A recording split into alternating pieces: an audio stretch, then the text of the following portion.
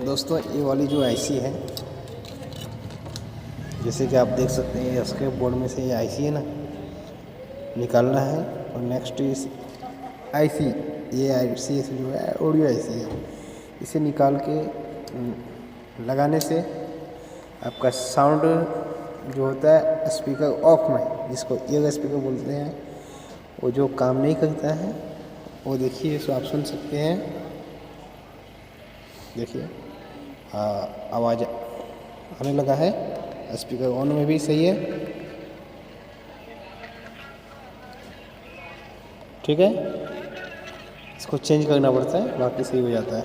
Thank you.